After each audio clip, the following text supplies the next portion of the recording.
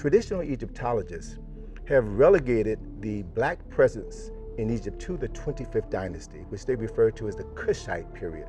It's a period of time in the 8th century BC when indigenous Africans from Kush came into Kemet, which had fallen on hard times. It was invaded by Libyans and Assyrians and others. They came into Kemet to restore the land of their ancestors. Those were their specific words, to restore the land of their ancestors. And for approximately 100 years, 5 African rulers, Kushite rulers, came into Kemet, drove out the foreigners, and then rebuilt Kemetic culture and civilization. The Libyans, who'd fought for the Egyptians as mercenary generals, gradually infiltrated Egypt's power structure and eventually took power as the 22nd dynasty. Egypt's Libyan rulers understood that looking and acting Egyptian would help to keep the country under their control. Yet in some ways, these images are simply window dressing, lip service to ancient Egyptian traditions in order to claim a greater prize. For the Libyans had organised nothing less than the state-sponsored plundering of Egypt's royal tombs. They were so transfixed by the wealth, by the gold, by the bling of ancient Egypt.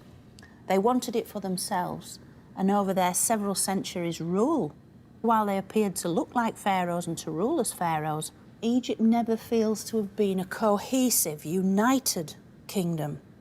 They weren't Egyptians at heart, and that's really what mattered. Egypt needed a regime that could reconnect with its most powerful asset, its history. And by 747 BC, that's what happened, when the Kushite rulers of Nubia made a direct spiritual connection with Egypt's glorious past.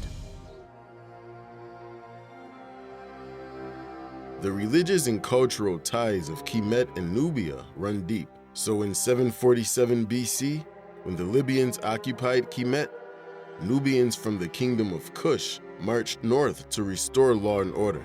Kemet was weak from being invaded repeatedly by the nomads. But when the Kushites arrived, it wasn't to ravage or destroy. They saw this as an opportunity to seize power and restore Kemet to its former glory. The Kushites spent a considerable amount of time rebuilding the great monuments and temples.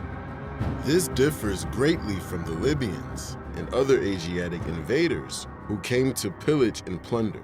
The Kushite pharaohs built columned temples with pylon gateways and added to the great Amen temple complex of Karnak. They also took the old kingdom's religious text and transferred them into stone for better preservation. An example of this is the Shabaka stone, named after the Nubian king who had it inscribed. On the stone, Shabaka added, "I found the writings of the ancients damaged, and I restored it better than it was."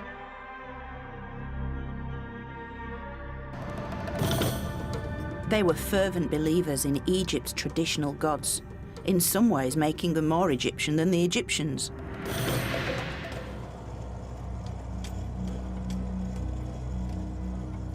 Beliefs that centred on this great sandstone mountain, Jebel Barkal. For centuries, it had been regarded as the mythical mound of creation.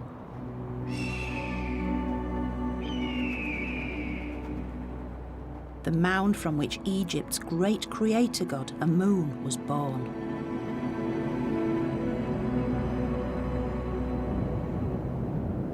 Here is the holy mountain. This is where the god lived in his primeval form. Dr. Tim Kendall has spent almost 30 years working at the site.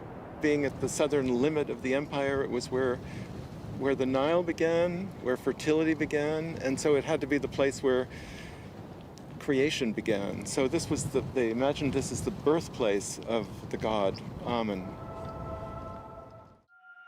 As the Kushite kings gained increasing military power, they also claimed Egypt for themselves.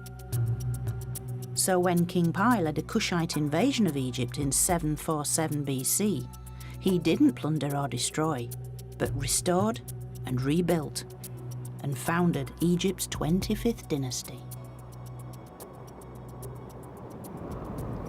The irony is that he's conquering Egypt to put everything right, I suppose. So it's all such a cycle of rebirth, regrowth, redevelopment, and the Kushite kings are really kind of tapping into that ancient power source and just sort of giving it back to the Egyptians. It's like starting time all over again and doing it right.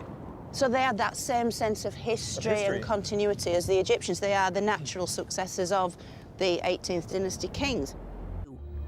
And as such, the Kushites left a legacy of renewal and resurrection.